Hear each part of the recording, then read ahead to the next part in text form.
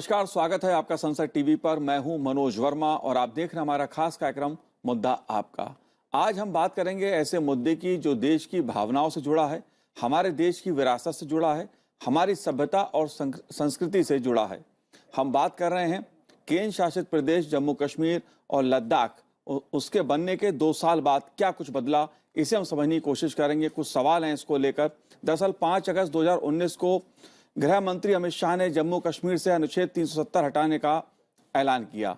31 अक्टूबर को ये फैसला लागू हुआ। केंद्र शासित प्रदेश बनने के 2 साल में जम्मू कश्मीर की नींव विकास और भ्रष्टाचार मुक्त प्रशासन से मजबूत की गई है। विकास को तेजी देने की मुहिम की कमान खुद केंद्रीय मंत्रियों ने संभाली है। केंद्र शासित प्रदेश बनने का पहला वर्ष जहां सुरक्षा को पुख्ता बनाने पर केंद्रित रहा, वहीं दूसरा वर्ष सुरक्षा के साथ विकास को तेजी देने के लिए संतरी से लेकर मंत्री तक जम्मू कश्मीर में आए गए। पर्यटन को बढ़ावा देने के लिए जम्मू कश्मीर में 75 ऐसे गांवों को चिन्हित किया गया जहां पर्यटन की संभावना तलाश कर उन्हें विकसित किया जा रहा है। केंद्रीय योजनाओं का फायदा अब मिलने लगा है। कार्यक्रम में चर्चा करेंगे और इसको अलग अलग पहलुओं को समझने की कोशिश करेंगे, क्योंकि 31 अक्टूबर का दिन राष्ट्रीय एकता दिवस के रूप में मनाया जाता है और ये भारत की एकता का शिखर है, एकता का प्रतीक है। इसलिए हम बात इसके अलग अलग पहलुओं पर करेंगे। मेरे साथ 2 खास मेहमान इस समय स्टूडियो में मौजूद हैं। मेरे साथ 5 जन के संपादक हितेश शंकर जी हमारे साथ हैं। हितेश जी, आपका बहुत बहुत स्वागत है संसद टीवी पर। साथ ही इतिहासकार कपिल कुमार जी हमारे साथ हैं। कपिल जी, आपका भी बहुत बहुत स्वागत है हमारे साथ। हितेश जी, मैं आपसे जानना चाहूँगा कि 2 साल और राष्ट्रीय एकता दिवस, इसे आप कैसे देखते हैं? क्योंकि एक राष्ट्रीय एकता दिवस एक ऐसे महापुरुष के जो सरदार वल्लभ भाई पटेल, उनकी याद में मनाया जाता है, जिन्होंने इस देश को एकता के सूत्र में पिरोने का काम किया। आप कैसे देखते हैं इसे? मनोज जी, मुझे लगता है कि एक बहुत बढ़िया इसकी कसौटी हो सकती है। गुजरात के केवड़िया में जो सरदार वल्लभ भाई पटेल की जो मूर्ति बनी, विश्व का कीर्तिमान हम कह सकते हैं, एक वो, और जम्मू कश्मीर की परतंत्रता की बेड़ियां टूटना। पिछले साल उस स्टैच्यू ऑफ यूनिटी को बने हुए जब 2 साल हुए जी, तो वो सारे थोथे दावे खुलकर आ गए सामने। एक वास्तविकता क्या थी? जिन लोगों ने कहा था कि ये पैसे की बर्बादी है, ऐसा क्या था, इस पिछड़ी जगह पर क्यों बनाना, इसी तरह से कुछ दावे जम्मू कश्मीर के बारे में, लद्दाख के बारे में भी किए गए थे कि इसकी यथास्थिति क्यों नहीं रहने देते, अगर ये बदल देंगे तो बड़ा ख़राब हो जाएगा। अब एक जगह सरदार पटेल की मूर्ति बनी और थोड़े ही समय में 50 लाख से ज़्यादा लोग उसको देखने गए, और उस प्रतिमा ने विश्व के पटल पर भारत का ही नहीं, दुनिया के सबसे ज़्यादा देखे जाने वाले स्थानों में एक स्थान दर्ज किया और पूरा क्षेत्र का कायाकल्प कर दिया। पूरे देश से लोग आने लगे, सरदार पटेल को समझने लगे, देश की एकता की कहानी को समझने लगे। वो फिल्म वगैरह सब चलती है, तो सारे नैरेटिव एक। फिर जब जम्मू कश्मीर की बात आई, इसके जब 2 साल हुए, तो उसमें भी दिखाई देता है उस समय कितनी सारी चीज़ें कही गई थी। तिरंगा उठाने वाला नहीं मिलेगा, बड़ा ब्लड शेड हो जाएगा, बहुत बड़ा भारी खून खराबा हो जाएगा, पाकिस्तान चुप नहीं बैठेगा, ये सारी जो चीज़ें थी। तो इससे पता चलता है कि इस राष्ट्र के नायकों को उनकी पूरी प्रखरता के साथ इस समाज के सामने नहीं लाना, ऐसा कुछ लोग कोशिश करते हैं। कुछ लोगों को महापुरुष झाड़ पोंछ के बना के रखना है, सरदार पटेल जैसा व्यक्तित्व नहीं आना चाहिए। फिर दूसरा, जो क्षेत्र शांत हो सकते हैं उसे शांत नहीं करना, सुलगते रहने देना, क्योंकि उसी के ऊपर तो राजनीति की हांडी चढ़ती है। जम्मू कश्मीर में नहीं ये दिखाया। तो मुझे लगता है कि दोनों ही चीज़ें, और ख़ासतौर से जम्मू कश्मीर के बारे में उसका विलय, अगर नेहरू जी की नीतियों का ढुलमुलपन नहीं रहता, सरदार पटेल जैसी दृढ़ इच्छा शक्ति और स्पष्टता के साथ वो बात करना रहता, तो शायद देश 1947 में ही कबायली हमला झेलना और उसके बाद लगातार एक उपद्रव, करीब 3 से 4 लाख लोगों का एक समय में वहाँ से पलायन हुआ, ये सारी जो यंत्रणाएं देश ने झेली, अगर सरदार पटेल की लीक पर चले होते तो शायद इतनी कष्ट के रास्ते से नहीं निकलना। जाहिर सी बात है कि 5 अगस्त 2019 को 370 हटने के बाद जिस तरह से भारतीय संविधान, कानून और भारत का तिरंगा जिस तरह से शान के साथ अब लहराता है वो अपने में राष्ट्रीय एकता का संदेश देता है। कपिल कुमार जी, मैं आपसे जो इसके ऐतिहासिक तथ्य हैं उसे समझने की कोशिश करूंगा, लेकिन उससे पहले आइए देख लेते हैं ये रिपोर्ट।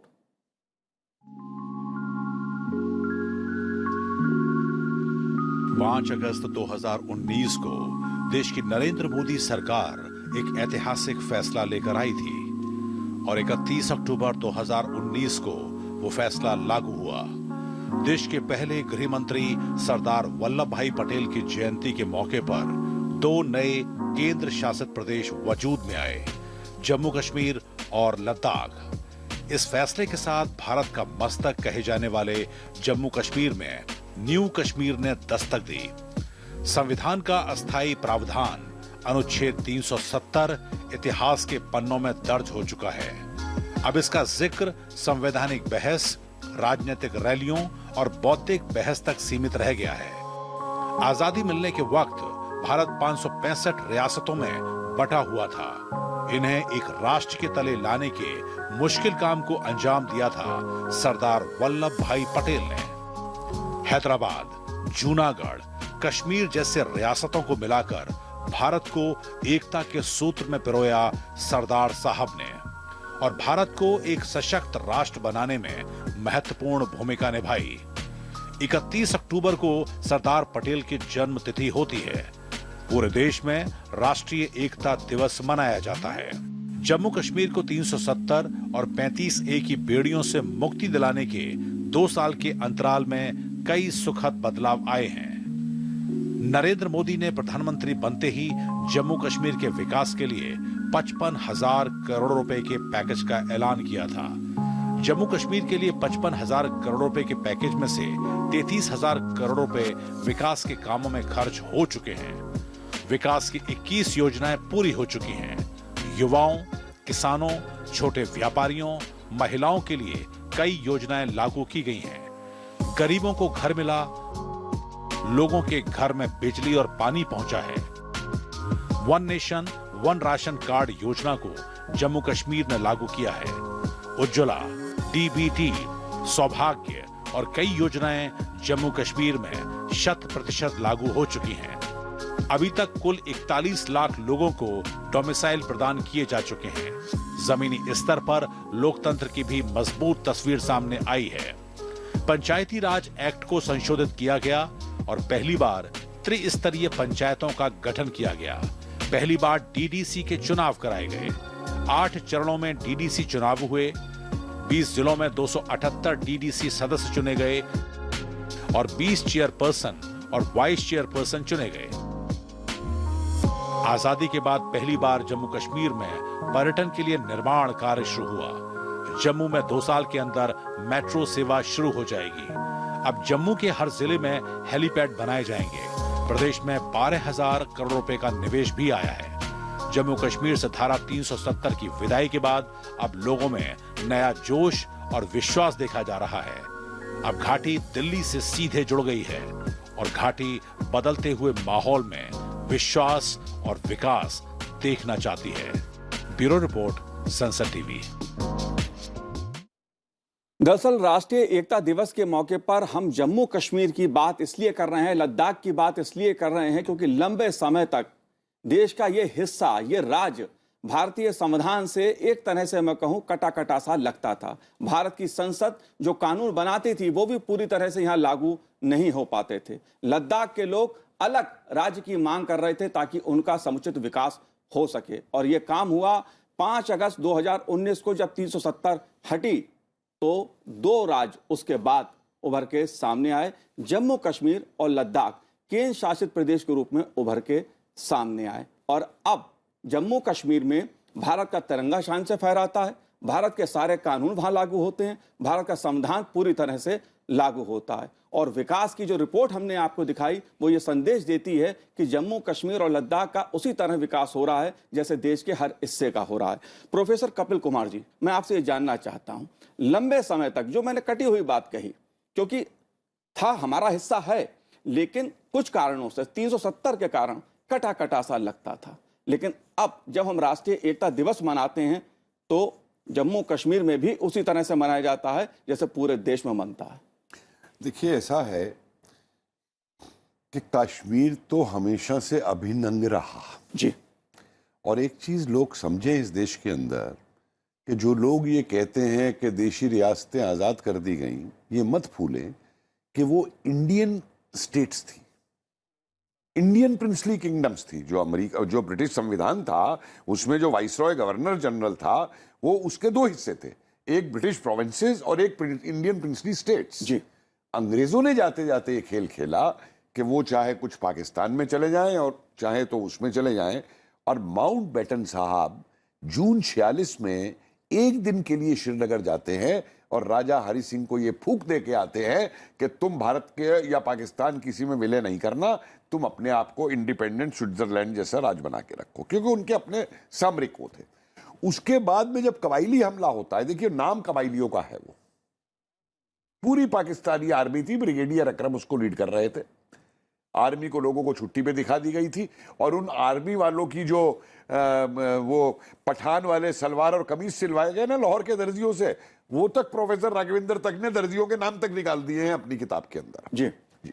उसके बाद में जब ये कबायली हमला हुआ तो सरदार पटेल ने एक बात कही कि हमें एयरफोर्स का इस्तेमाल करके जहां से कबायली आ रहे हैं उनको वहीं बम मार करके रोक देना चाहिए। नेहरू ने इसको ओवररूल कर दिया कैबिनेट मीटिंग के अंदर। उसके बाद में जब सरदार पटेल वहां से एक्सेशन का डॉक्यूमेंट लेके आते हैं, क्योंकि माउंटबेटन गवर्नर जनरल बनाए गए थे और ये एक भारत ही कर सकता है कि जिस देश ने हमारे ऊपर 170 साल राज करके नरसंहार किए हों, उसके आखिरी प्रतिनिधि को हमारी सरकार ने अपना पहला गवर्नर जनरल बना दिया था और मतलब माउंटबेटन, पंडित माउंटबेटन के जय के नारे लगवा दिए थे। तो माउंटबेटन कहते हैं कि कश्मीर में आप सेना नहीं भेज सकते क्योंकि कश्मीर तो भारत का अंग ही नहीं है। तब जब सरदार पटेल वो एक्सेशन का डॉक्यूमेंट लेके आते हैं तो उसको देखने के बाद में उस डॉक्यूमेंट के ऊपर माउंटबेटन ये खुद कहते हैं कि ये टेम्परेरी है जब तक प्लेबिसाइट नहीं हो जाता, और नेहरू इनकी इस कंडीशन को मान लेते हैं। उसके बाद सेना जाती है। एक बहुत इंपॉर्टेंट नैरेटिव है कश्मीर के इतिहास में, मकबूल शेरवानी का, जिस नेशनलिस्ट नैरेटिव को गायब कर दिया गया इस देश से, कि 19 साल का लड़का 2 दिन तक मोटरसाइकिल लेकर के घूमता रहा उन इलाकों में जिधर से कबायली आ रहे थे और उन्हें बरगलाता रहा कि आगे मत जाना, और उसको उसके टुकड़े टुकड़े करके मकबूल शेरवानी के डाल दिए गए थे। उस नैरेटिव को गायब किया। उसके बाद में जब भारतीय सेना ने जीतना शुरू किया तो भारतीय सेना ने यह सलाह दी कि जब तक हम पूरे हिस्सों से कश्मीर के निकाल नहीं देते पाकिस्तानी सेना को और कबायलियों को, तब तक संधि ना की जाए, युद्ध विराम ना किया जाए। क्योंकि जिन्ना जो है ये लियाकत अली जो है, ये तो 24 अक्टूबर को ही अटोकाबाद में आके बैठ गया था कि 26 अक्टूबर को हम जो है श्रीनगर में झंडा फहराएंगे। तो जब वो नहीं हो पाया तो वो तो उसी दिन सीज फायर चाहता था, क्योंकि तब तो श्रीनगर तक इनका हिस्सा मौजूद था इनके पास में। नेहरू ने प्रेशर में अंतरराष्ट्रीय उस सीज फायर को माना जिसकी वजह से पाक अधिकृत कश्मीर का जन्म हुआ। और उसके बाद में 370 और 35 से और ये जो लाई गई, और एक इंस्टांस में 35 का आपको और बता दूं क्योंकि वो बहुत महत्वपूर्ण है। 54 या 55 के आसपास कश्मीर में सफाई कर्मचारियों की हड़ताल हो गई। जी। तो जो सदर थे वहां के, उन्होंने नेहरू को लिखा हमारी मदद करिए। तो नेहरू ने करीबन 200 जिन्हें आप मजहबी सिख बोलते हैं गुरदासपुर से, उनको कश्मीर भिजवा दिया और उनको पट्टे दे दिए गए कि वो कश्मीर के अंदर 370 के बावजूद जो है वो वहां के नागरिक बन सकते हैं। उर्दू में दिए गए, और नीचे मालूम है पट्टे में क्या लिखा था कि उनकी आगे आने वाली जो पुश्तें हैं वो सिर्फ ये सफाई का ही काम करेंगी कश्मीर के अंदर। जी। ये दलित के लिए ये चीज की गई जी। और ये इन सरकारों ने की। तो अब जब ये चीजें हटी हैं और आज कश्मीर का जो युवा है, मेरे अंदर 5 स्टूडेंट्स ने पीएचडी की है कश्मीर के। जी, लेकिन कपिल कुमार जी, मैं ये कह रहा हूं कि राष्ट्रीय एकता दिवस की जब हम बात कर रहे हैं तो सरदार पटेल जी ने जो इस देश को एकता में पिरोने का काम किया, कश्मीर से कन्याकुमारी तक, उसको भुलाया नहीं जा सकता। लेकिन मेरे साथ पूर्व एमएलसी हैं जम्मू कश्मीर के गिरधारी लाल रैना जी। गिरधारी लाल जी, स्वागत है आपका संसद टीवी पर। आज हम राष्ट्रीय एकता दिवस की बात कर रहे हैं, सरदार पटेल को याद कर रहे हैं और जम्मू कश्मीर के विकास की बात कर रहे हैं, क्योंकि एक ऐसा फैसला मोदी सरकार ने लिया जिसकी प्रतीक्षा ये देश कई सदियों से कर रहा था। आप इसे कैसे देखते हैं? जी, जो प्रोफेसर साहब ने या जो उससे पहले हितेश शंकर जी ने बताया, मैं उसी में ऐड करना चाहूंगा। वास्तव में जम्मू कश्मीर की जनता भी सेलिब्रेट कर रहे हैं, उत्सव की तरह इस सारी चीज को देखते हैं। हमको 70 साल इस सब चीज के लिए इंतजार करना पड़ा और सरदार पटेल की सपनों को पूरा करने में इतना देर लगा। उस देर को अब हम जो पोस्ट 2019 के जो पीरियड है उसको देखते हुए हमें अब और ये गहराई से लगता है कि क्या हमने खोया है अभी तक। आपने अभी बात की थी शुरू में एक कि देश से ये कानून जो कॉन्स्टिट्यूशनल मैकेनिज्म थे उससे कटा हुआ लगता था। केवल देश से कटा हुआ लगता था ऐसा नहीं, यहाँ के समाजों में भी एक छोटे से तबका जो कश्मीर घाटी में रहता है उसको छोड़कर बाकी सारे तबकों को, सारे रीजन्स को भी काट दिया गया था। अभी प्रोफेसर साहब वाल्मीकि की बात कर रहे थे। यहाँ पर जो वेस्ट पाक से रिफ्यूजीज आए, जो पाकिस्तान, क्योंकि वो भारत था तब तक, पाकिस्तान बनने के बाद जो वहां से जम्मू कश्मीर में आए उनको यहाँ की नागरिकता नहीं मिली। पाकिस्तान के जो गैर कानूनी कब्जे में जो एरिया जम्मू कश्मीर के हैं, उन वहां से जो लोग आए उनको भी जहां वो स्वाभाविक रूप से बस सकते थे उनको भी यहाँ बसने नहीं दिया गया, उनको भी आगे धकेलने की कोशिश की गई। इसी तरह से जो गोरखा समाज जो यहाँ लगभग 200-250 साल वर्षों से रह रहा था, उनको भी ये सारे हुकूक डिनाई किए गए। यहाँ की बेटियों को, चाहे वो किसी भी मजहब से, किसी भी मतांतर के साथ जुड़ी हो, उनको भी यहाँ पर शादी के बाद अगर वो किसी गैर रियासती बाशिंदे के साथ शादी करते थे उनके भी हकों को छीना जाता था। तो 2019 के बाद अब हम सचमुच में भारत के नागरिक हैं और भारत के कानून हम पर लागू है और हम भारत के कानून के तहत, भारत के संविधान के तहत अपनी ग्रीवांसेस को, अपनी शिकायतों को कहीं दर्ज करा सकते हैं। इसका एक ये पहलू है, इसलिए हम उस एकता की, इस मानसिक एकता भी और कानूनी एकता को सेलिब्रेट कर रहे हैं। आज अगर देखेंगे कि जम्मू कश्मीर में हर तरह से लोग इसको पार्टिसिपेटरी रूप में सेलिब्रेट कर रहे हैं, माइनस केवल वो तबका जिन्होंने इस सारी चीज को, पॉलिटिकल और जो वो रूलिंग लीग बना था 1947 के बाद, वो प्रवोक करने की हर कोशिश कर रहे हैं। अभी जिक्र हुआ था कि यहाँ तिरंगे को कंधा देने वाला कोई नहीं मिलेगा, या अभी जैसे आपने देखा होगा कि अभी पाकिस्तान के साथ जो भारत का क्रिकेट मैच हुआ तो कुछ लोगों ने उसको सेलिब्रेट किया। सेलिब्रेट सिर्फ पाकिस्तान की विक्ट्री एज स्पोर्ट्स पर्सन नहीं की, भारत की हार को सेलिब्रेट किया। क्योंकि अगर वो पाकिस्तान की जीत को सेलिब्रेट करते तो पाकिस्तान दूसरे दिन भी जीता और उन्होंने न्यूजीलैंड के खिलाफ भी जीता, तब भी सेलिब्रेट करते। वो पाकिस्तान की जीत सेलिब्रेट नहीं कर रहे थे, वो भारत की हार को सेलिब्रेट कर रहे थे, पाकिस्तान का वो की तराना गा रहे थे। जब उन पर कार्रवाई करने की बारी आई तो ये सब लोग देखिए दर्द से करा रहे हैं और कर रहे हैं कि इसकी इन पर कार्रवाई ना की जाए। जी बिल्कुल गिरधारी लाल जी, जी बिल्कुल बिल्कुल। कुछ लोग हैं, मुट्ठी भर लोग हैं, लेकिन ऐसे हजारों लाखों लोग हैं जो जम्मू कश्मीर में तिरंगा शान से फहराते हैं। ये भी पूरा देश देखता है, दुनिया देखती है। लेकिन हितेश जी, मैं ये समझना चाहता हूं, लद्दाख केंद्र शासित प्रदेश के रूप में उभर के सामने आया, जम्मू कश्मीर केंद्र शासित प्रदेश बना, विकास की दृष्टि से, एकता की दृष्टि से क्या कुछ बदला 2 सालों में? आपने जो बात कही, ये इस प्रांत के साथ ये समस्या थी कि दुर्गम था, दुरूह था, मगर बहुत खूबसूरत था। दूसरा, स्ट्रेटेजिक लोकेशन इसकी ऐसी थी कि चाहे पहले ग्लेंसी ने प्रयोग किए हों, चाहे बाद में माउंटबेटन ने किया, कि ये बिल्कुल ब्रिटिश प्रभाव में रहना चाहिए। एक चीज़ जिसकी चर्चा नहीं होती बहुत ज़्यादा, एक तो रियासतों के विलय के समय सरदार पटेल ने जम्मू कश्मीर के संदर्भ में संघ की क्या कोई भूमिका समझी थी, राष्ट्रीय स्वयंसेवक संघ की? ये बार बार स्थापित करने की कोशिश की जाती है कि सरदार पटेल राष्ट्रीय स्वयंसेवक संघ के बारे में जैसे कोई बुरे ख्याल रखते थे, कड़वाहट रखते थे। ऐसा हरगिज़ नहीं था। ख़ास तौर से जम्मू कश्मीर की अगर मैं बात करूं तो ये 18 अगस्त 1947 की बात है। महाराजा हरि सिंह तत्कालीन सरसंघ चालक गोलवलकर जी का बहुत सम्मान करते थे। ये बात सरदार पटेल जानते थे। उन्होंने गुरुजी को सरकारी विमान से पहले दिल्ली बुलाया। उनके साथ उस समय के उत्तर प्रदेश के जो प्रांत संघ चालक थे, बैरिस्टर नरेंद्रजीत सिंह जी, वो थे। उनकी पत्नी श्रीनगर से थी क्योंकि, और बाद में जब ये आगे गए तो माधवराव मूले जो वहाँ के प्रांत प्रचारक थे, और युवराज करण सिंह, मेहरचंद महाजन और उनके जो निजी सचिव थे हरि सिंह जी के, दीवान सिंह, उनकी मौजूदगी में जो बैठक हुई उसमें भी एक बात आई कि आप विलय की बात अगर पाकिस्तान के साथ आगे बढ़ते हैं तो जिस तरह से मुस्लिम बहुल राज्य में बाकियों के साथ होता है, आपके साथ दिक्कत हो सकती है।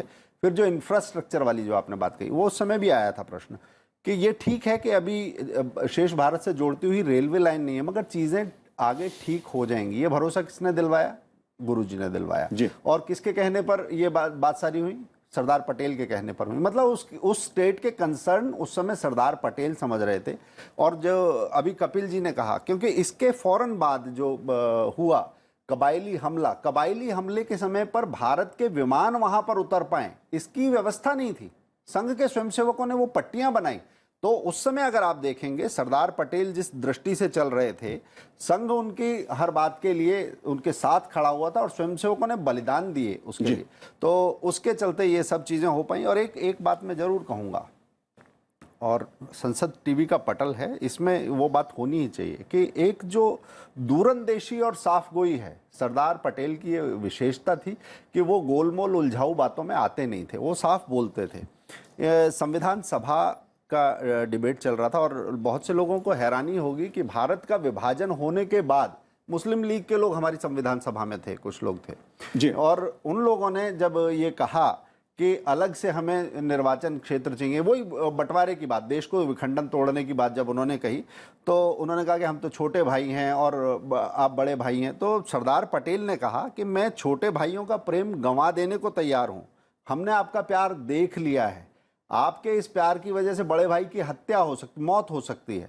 तो ये सारी बातें संसद में इतनी स्पष्टता से सरदार पटेल के अलावा कौन कह रहा था? जी जी बिल्कुल। कपिल कुमार जी, अगर हम बात सरदार पटेल की कर रहे हैं कि देश का जिस तरह से उन्होंने एकीकरण किया, अलग अलग रियासतों को जिस तरह बांध के एक भारत श्रेष्ठ भारत उन्होंने बनाया, उसका सपना उन्होंने देखा, जम्मू कश्मीर का मुद्दा और प्रधानमंत्री नरेंद्र मोदी की सरकार का 370 हटाने का फैसला, इस पे आपका क्या कहना है? देखिए, ये फैसला तो बहुत पहले मेरा तो कहना 370 बननी ही नहीं चाहिए थी, एक असंवैधानिक धारा थी। आपको याद होगा कि अंबेडकर जी ने शेख अब्दुल्ला को बाहर निकाल दिया था इस बात के लिए, वो 370 संविधान में डालना चाहते थे पूरे उसके अंदर। और एक देखिए आज भी क्या हो रहा है, आज कश्मीर का युवा जहां अपने विकास और उसके रास्ते देख रहा है 370 हटने के बाद में, दिल्ली में जेएनयू जैसी जगह में आज भी वो शक्तियां जो अराजकतावादी हैं,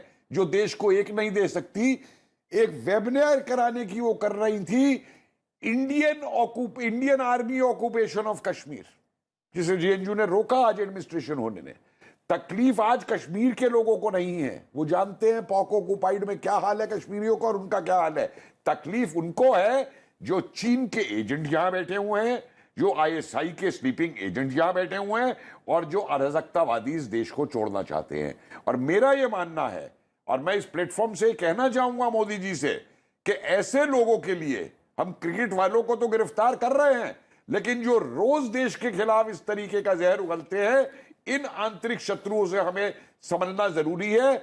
बॉर्डर पे तो हमारी सेनाएं बहुत सशक्त है जी। क्योंकि हम बात राष्ट्रीय एकता की कर रहे हैं गिरधारी लाल जी, लेकिन एक संसद का बहुत महत्वपूर्ण संकल्प है, जिसमें संसद ने संकल्प लिया था कि जिस हिस्से पर, जम्मू कश्मीर के जिस हिस्से पर पाकिस्तान ने अवैध कब्जा कर रखा है, वो भारत का अभिन्न हिस्सा है और पाकिस्तान उसे खाली करे। आप उसको कैसे देखते हैं? जी, अगर आपने नोटिस किया होगा कि जब 2019 के बाद जो वहां से आए हुए लोग, उन्होंने भी लगभग आशा छोड़ दी। अब वो हर वर्ष संकल्प लेते हैं, जिस दिन जैसे पुंछ में, रजौरी में जो नरसंहार हुआ, वो हर वर्ष अब संकल्प लेते हैं कि हम अपने भूमि पर वापस जाएंगे। सिर्फ संसद का संकल्प नहीं, उन लोगों में भी वो विश्वास जागा है और सरकार की तरफ से अब ऐसे कई स्टेप्स नजर आते हैं। अभी यहाँ पर हमारे सेना अध्यक्ष आए हुए थे, उनकी बातचीत में, या एयरफोर्स के जो हमारे अध्यक्ष आए थे तो उनके प्रमुख आए थे तो उनकी बातचीत में, या हम चाहे वो संसद टीवी से ही देखें कि मौसम का हमारा हाल बताते वक्त हो, अब हम जो साइकोलॉजिकल बैरियर्स थे उसको तोड़ चुके हैं। अब लोगों में विश्वास आया है, केवल हमारे यहाँ लोगों में नहीं, सरहद के पार जो एलओसी के जो टेम्परेरी लाइन बनी है उसके पार भी जो लोग हैं वो भी अब विश्वास के साथ हमारी तरफ देख रहे हैं कि हम उनकी सहायता के लिए आएंगे, उनको भी मुक्त कराएंगे जिस दास्ता में उनको रखने की जो साजिश, जो क्लोनाइज उनको किया गया है, उनको निकालने के लिए भारत अपना कोई कदम उठाएगा। और मुझे लगता है कि निकट भविष्य में परिस्थितियां ऐसी बन रही है कि जब वो अपने देश का ही हिस्सा रहेगा और हो सकता है कि इन जो आने वाला यहाँ पर परिसीमन आयोग का जो रिपोर्ट आएगी, हम सब लोगों ने निवेदन किया कि उनके लिए जो सीटें रिजर्व की थी उस एरिया के लिए उसको डिफ्रीज करके कम से कम जो नई यहाँ पर असेंबली बनेगी उसमें उन एरिया को प्रतिनिधित्व करने वाले यहाँ की असेंबली में लोग हों। इस प्रकार के कदम, और हमें लगता है कि निकट भविष्य में यह संभव होगा और इससे बड़ा मुझे लगता नहीं कि कोई हम ट्रिब्यूट या श्रद्धांजलि सरदार पटेल को दे सकते हैं जिन्होंने वास्तव में मेहरचंद महाजन को यहाँ पर प्राइम मिनिस्टर बनवाया था इसीलिए क्योंकि इंटीग्रेशन की प्रोसेस स्मूथली चले। जी बिल्कुल। हितेश जी, संसद का संकल्प जिस पर पाकिस्तान ने कब्जा कर रखा है वो हिस्सा खाली करो, भारत का अभिन्न हिस्सा है। और मैं देखता हूं अक्सर खबरें आती हैं पाकिस्तान ने जिस हिस्से पे कब्जा कर रखा है, भारत से अपील करते हुए बहुत से संगठन वहां दिखते हैं कि अभिन्न हिस्सा है भारत का, जम्मू कश्मीर का ये हिस्सा उसे भारत अपने में मिलाए। देखिए, देश में संसद से ऊपर कोई नहीं है, चाहे लोकतंत्र के 3 अंग, विधायिका, कार्यपालिका, न्यायपालिका हम कहें, मगर जो संसद ने कह दिया वही होना है। तो जब ऐसे में संसद की बात को राजनीति अलग तरीके से प्रचारित करती है कि बात क्या होती रही कि हमें पाकिस्तान से बात करनी चाहिए, हमें पाकिस्तान से बात करनी चाहिए। मुझे लगता है जब देश की संसद ने ये बोल दिया है तो किसी बातचीत से पहले की प्री कंडीशन होनी चाहिए, पूर्व निर्धारित शर्त होनी चाहिए कि पहले हमारी जगह खाली करो तब तुमसे बात करेंगे। बात इसके लिए नहीं कि आप हमारी जगह खाली कर दो, ये बातचीत की प्री कंडीशन होनी चाहिए। हमारे देश की संसद के अलावा हम क्या पाकिस्तान से पूछ के काम करेंगे? ये मुझे लगता है कि अपनी देश की संसद का अपमान है अगर पाकिस्तान से बात होती है। पहले जगह खाली करो, उसके बाद कोई भी बात होगी, ये होना चाहिए। जी बिल्कुल। कपिल जी, आपकी इस पर टिप्पणी? देखिए, मैं ये कहना चाहूंगा कि संसद भवन के अंदर बहुत सी विचारधाराएं आती हैं, बहुत सी डिबेट होती हैं, लेकिन जब हमारे देश की संसद एक निर्णय लेती है तो वो पूरे देश का निर्णय है जी, और उस निर्णय को तोड़ते हुए चाहे किसी के उस समय कोई विचार रहे हो, लेकिन जब एक निर्णय ले लिया गया कि कश्मीर भारत का अभिन्न अंग है, तो उसके लिए जो ये संसद के सदस्य आज कहते हैं कि पाकिस्तान से बात करो और वह करो, ये संसद की अवहेलना ही नहीं है, ये संविधान की अवहेलना है। जी जी, इसलिए इनके ऊपर एक्शन होना चाहिए। नहीं, जहां तक मुझे याद है कि संसद का सर्वसम्मति से यह संकल्प है, यह फैसला है कि जिस हिस्से पर पाकिस्तान ने कब्जा कर रखा है जम्मू कश्मीर के, वो हिस्सा भारत का है और पाकिस्तान उसे खाली करे। और ये राष्ट्रीय एकता का संकल्प भी है, इस देश के लोगों का भी संकल्प है। कपिल जी, आपने हमसे बात की, बहुत बहुत शुक्रिया। हितेश जी, गिरधारी लाल जी, आपका भी बहुत बहुत शुक्रिया हमसे बात करने के लिए। तो आज हमारे इस कार्यक्रम में इतना ही, मुझे दीजिए आज्ञा, नमस्कार।